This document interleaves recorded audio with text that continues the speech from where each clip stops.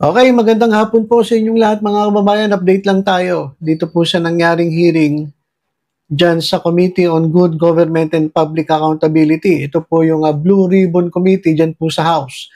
Niresume po nila yung hearing dito po sa OVP, Office of the Vice President at DepEd Budget Utilization.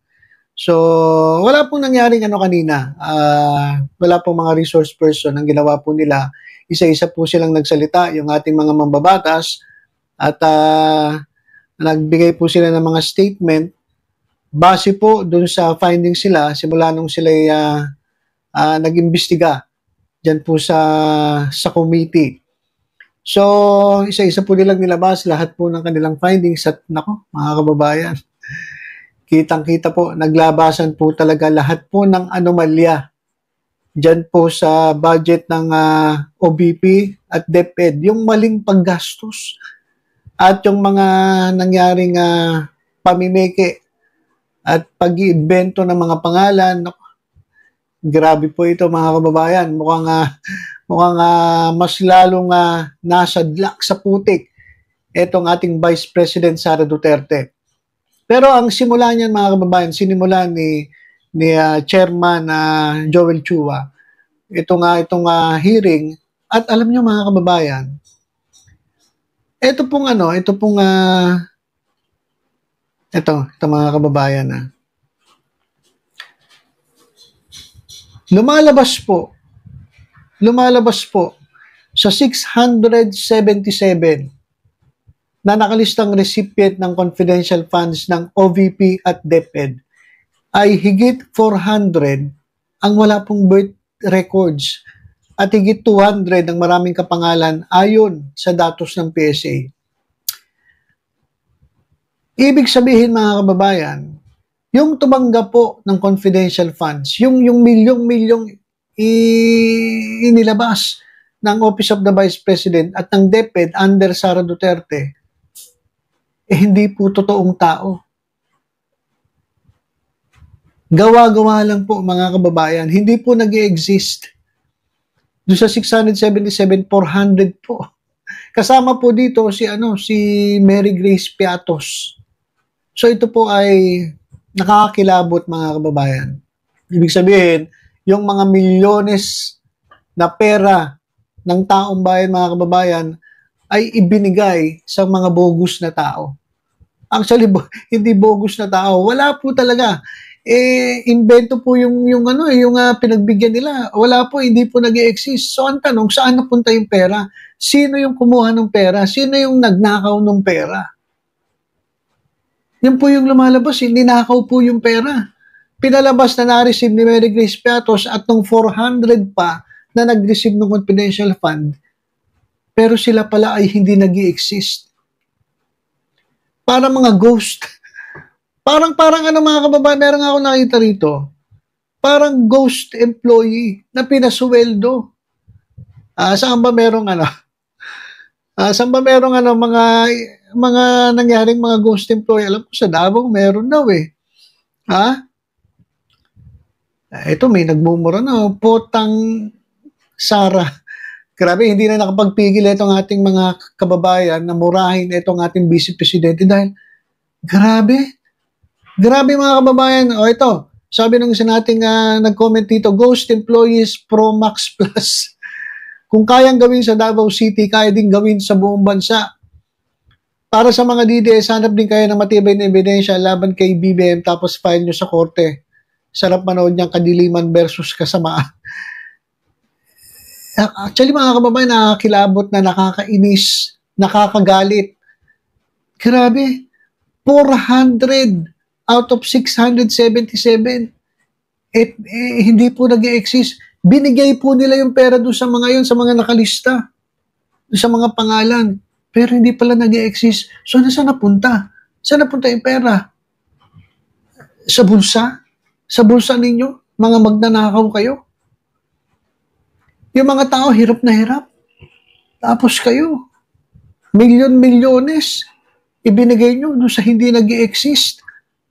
Na demonyo, tao ba yun? Demonyo, o kung sino mga Poncio Pilato na pinagbigyan ninyo, kung sino man yung inimbento ninyo. Saan ba napunta? Doon sa security? Hindi, dumaan lang yan doon. Pakinggan natin ito si Joel Chua, mga kababayan. Ito yung kanyang opening statement yan po sa nangyaring hearing. At ito nga, binulgar niya na ito mismong PSA ang nagkumpirma na hindi po existing itong mga tumanggap ng pera. Anak ng tokwa talaga, grabe. Dapat talaga ito, maparusahan kung sino man tong magnanakaw na ito. Dapat talaga maparusahan, dapat managot ito sa taong bayan, sobrang magnanakaw. Kung sino ka man, kung sino man nagbulsan itong milyon-milyones na pera, dapat managot ka. At alam ko, mananagot ka sa Diyos. Matakasan mo man ang pananagutan mo rito sa lupa, mananagot ka sa Diyos, sigurado yan. Kakarmahin ka rin, darating din ang karma sa'yo. Kung sino ka mang nagnakaw. Kasi nakaw yan, mga kababayan, pero yun, nagbigay kayo ng pera. Hindi po existing yung tao na yun. Yung pangalan. Ang kapal na mukha. Sobrang ganit sa katakawan sa pera. Anak ng toko. Ngayon pa lang, alam mo, so totoo lang, sinusunog na yung kaluluwa nyo. Dito pa lang kayo sa lupa. At mas lalo kayo susunugin sa impyerno. Sa pinaggagawa ninyo. Grabe. Sapat na ang ating natuklasan para magampanan ang ating mandato na gumawa ng batas para sa ikabubuti ng ating bansa. Ngunit hindi tayo titigil sa ating pag-iimbestiga sapagkat ang confidential fund ay isang bahagi na lamang ng budget ng OVP at ng DepEd.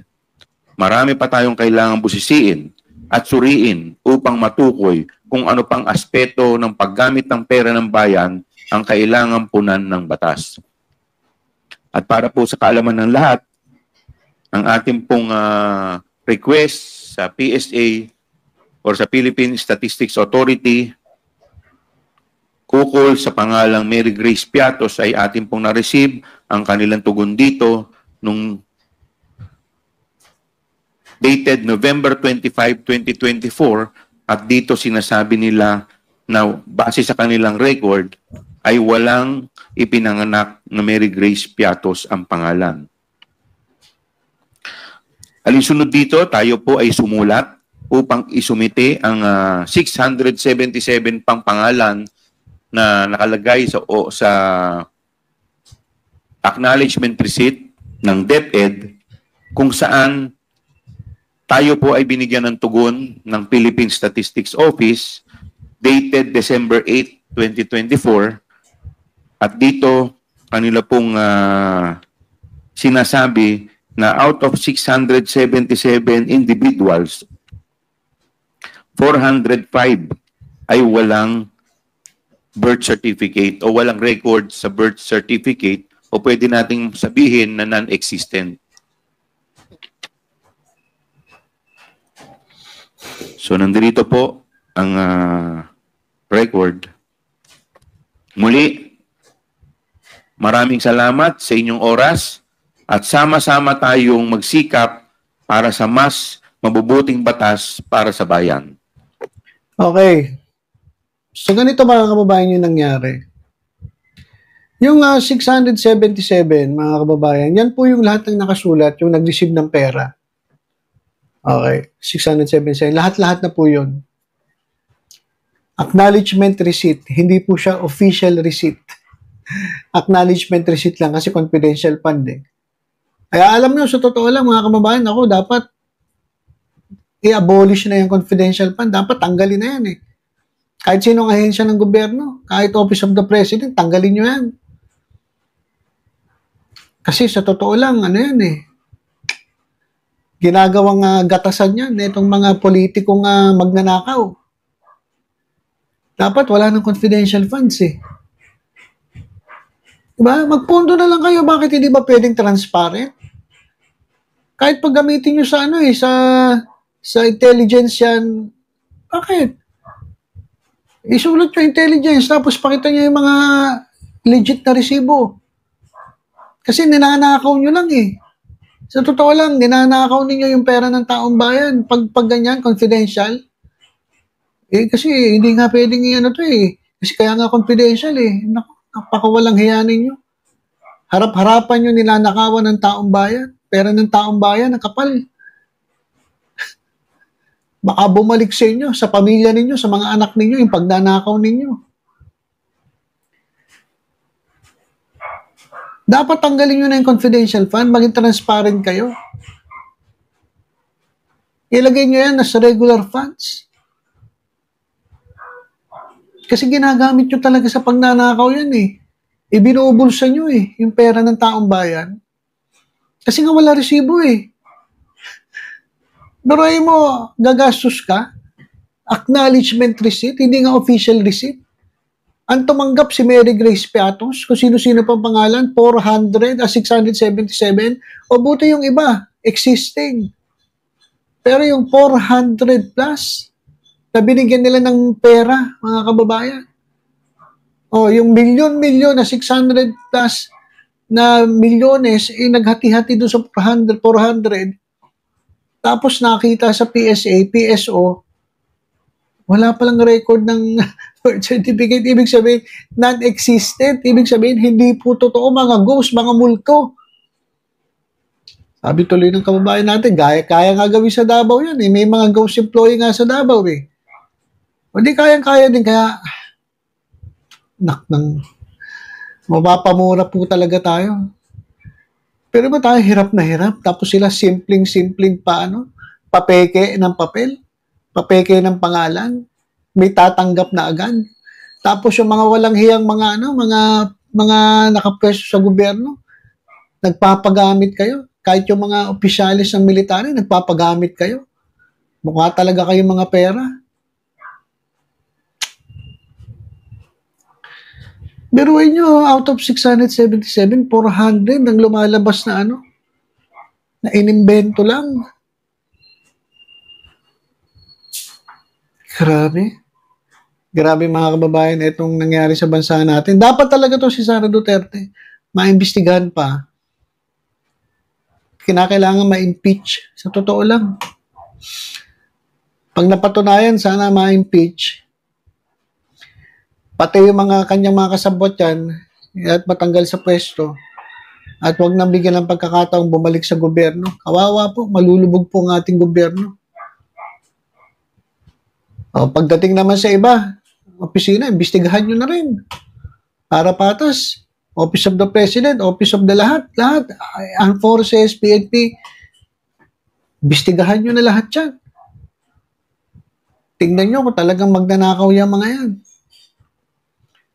Kasi wala naman kayong dapat ikatakot kung malinis ang inyong mga konsensya at tama ang inyong paggastos, hindi kayo dapat matakot. Pero ito kasi, kaya hindi nga nagpapaliwanag kasi alam niya, tulongges siya eh. Alam niya ang ginawa niya kaya hindi siya nagpapaliwanag. At believe naman ako doon sa mga DDS na nagtatanggol. Ang tatanga ninyo. Tinakawan na kayo harap-harapan, pinagtatanggol nyo pa.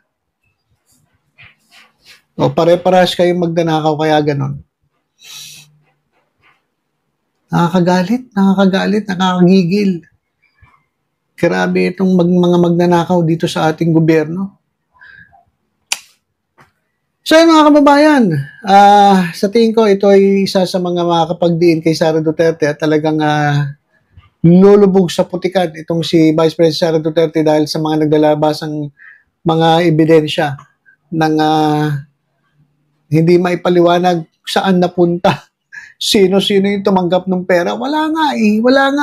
Multo eh. Sino kumuha ng pera? Sino nagbulsa ng pera?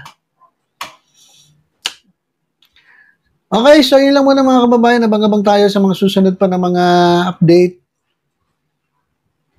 Itong impeachment, baka hindi umabot ngayon, baka next year pa.